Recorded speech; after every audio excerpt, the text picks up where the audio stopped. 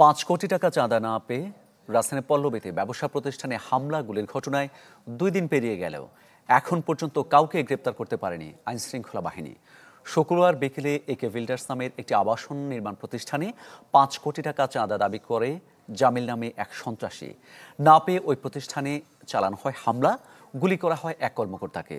ভুক্তভোগী ব্যবসায়ী জানান, এই ঘটনার পর কয়েক দফায় ফোনে হুমকি দেওয়া হয় তাকে। এই ঘটনায় ভুক্তভোগী সহ এলাকাবাসীর মধ্যে আতঙ্ক বিরাজ করছে। পল্লবী থানার ভারপ্রাপ্ত কর্মকর্তা জানান, অভিযুক্তদের ধরতে চেষ্টা চালিয়ে যাচ্ছেন তারা। ওরা আসছিল গুলি করার জন্য, কারণ ওরা আমাদের পাশের যে দোকান আছে ওই দোকান থেকে এক মুরব্বীরে উঠে দিচ্ছে, মুরব্বী আপনি চলে যান, এখানে গোলাগুলি হবে। ওই মুরব্বী পরে আমার বললো যে ওরা প্রস্তুতি নিয়ে আসছে আমাদেরকে গোলাগুলি করে হত্যা করবে। এ বিষয়ে আরো খবর জানাবো। রাজধানী পল্লবী থেকে যোগ দিচ্ছেন সহকর্মী সজল সাইক। সজল, ভুক্তভোগীরা নিরাপত্তাহীনতার কথা বলছেন, অপরাধীদের ধরতে পুলিশ কি বলছে? ঢালাইয়ে দৃঢ়তা, নির্মাণে নিশ্চয়তা, প্রিমিয়ার সিমেন্ট, ঢালাইয়ের রাজা।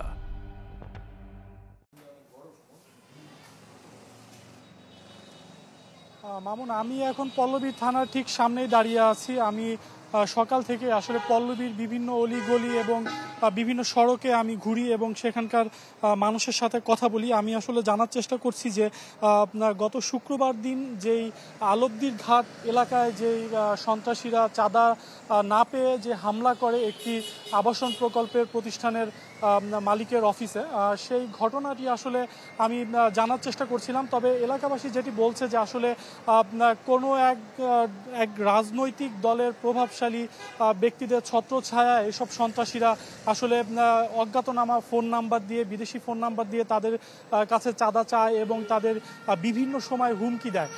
পল্লবী থানার ভারপ্রাপ্ত কর্মকর্তার সাথে আমি কথা বলেছি, তিনি যেটি বলছে যে আসলে এই ঘটনার যেই অভিযুক্ত তাদেরকে ধরার জন্য চেষ্টা করা হচ্ছে। তারা যেটি বলছে যে কালকে সারা রাত এবং আজকে সারা দিন তারা বিভিন্ন জায়গায় অভিযান পরিচালনা করেছে।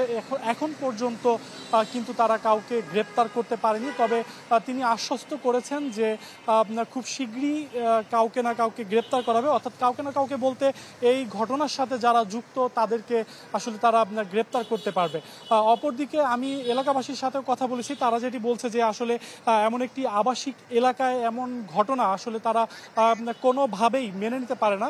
সেক্ষেত্রে এলাকার বিভিন্ন মানুষের সাথে কথা বলেছি, তারা যেটি বলছে যে আইন শৃঙ্খলা বাহিনী যদি আরও তৎপর হয় সেক্ষেত্রে এই ধরনের ঘটনা কমে আসবে বলে তারা যেটি আমাদেরকে বলছেন। মামুন, এই ছিল পল্লবী থেকে আমার কাছে সর্বশেষ। ধন্যবাদ আপনাকে। রাজধানীর পল্লবী থেকে জানাচ্ছিলেন সহকর্মী সজল সাইক।